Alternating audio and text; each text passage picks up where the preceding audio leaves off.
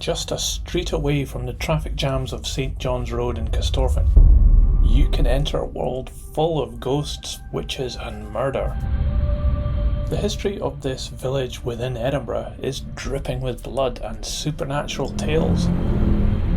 So join me as we look at 3 of Corstorphine's lesser known historic sites and learn of the dark history of these places. Our first stop is St Margret's Park. Today a relaxed escape from the bustle of St John's Road, the park was once a market garden. However, in the northeastern corner of the park sits Dower House, now called Gibson Lodge, likely having been renamed by the Gibsons of Pentland when they once occupied this house. It is the oldest house in Corstorphine. It's likely to have been built by one of the Lord Foresters, with origins dating back to 1587. Stones for this house were removed from the old castle in Corstorphine. More of that in a moment. Outside the house, a simple plaque remembers May 1649. When a man and 6 women were accused of witchcraft and were executed under the Witchcraft Act of 1563. Witch hunters in the area included the Laird of Corstorphine at the time, Lord George Forester, a member of the family who owned this house.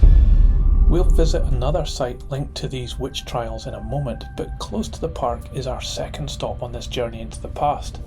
This Do'cot is all that remains of Corstorphine Castle.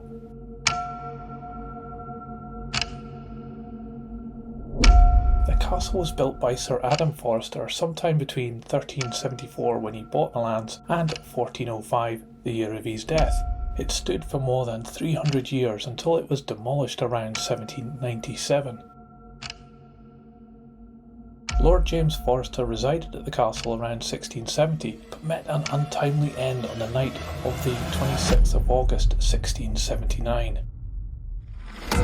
During an argument with his lover, a married woman called Lady Christian Nemo, it is said that during the argument he was brutally stabbed to death by the enraged Lady Nemo, who had taken his sword to inflict a fatal wound upon him. She was quickly arrested and tried for her crime.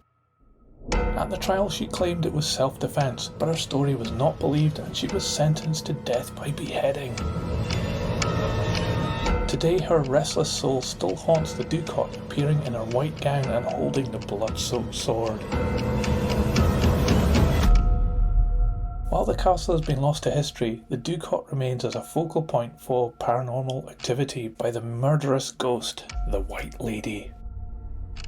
Let's step back in time now as we arrive at the Old Parish Church. This area has been a place of worship as far back as 1128, undergoing a number of changes throughout the years.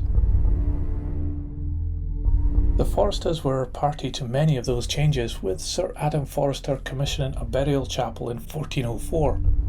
He died a year later, but his son, John, continued to help the church grow. It was in 1429 that the church underwent a reconstruction, incorporating some of the structure of the original, and was completed in 1437. It's believed that some, if not all, of those accused of witchcraft in the area were imprisoned in the Tower of the Kirk. Those accused of witchcraft in Scotland were likely to be executed by strangulation and then their bodies burnt. However, many died before their trial. One local accused, Beatrix Watson, was imprisoned in the Kirk Tower, and it was here that she hung herself before being subjected to her trial. Later, in 1728, a bell was installed in the tower which rings every Sunday morning to call the congregation to worship, even to this day, and would surely wake the restless spirit of the witch in the tower. Be sure to check out these interesting sites when you visit Edinburgh, and you too can relive the history that shaped Corstorphine Village into what you see today. I hope you enjoyed this video. If you did, please like and subscribe, and I'll see you on my next video somewhere else in the world. See ya!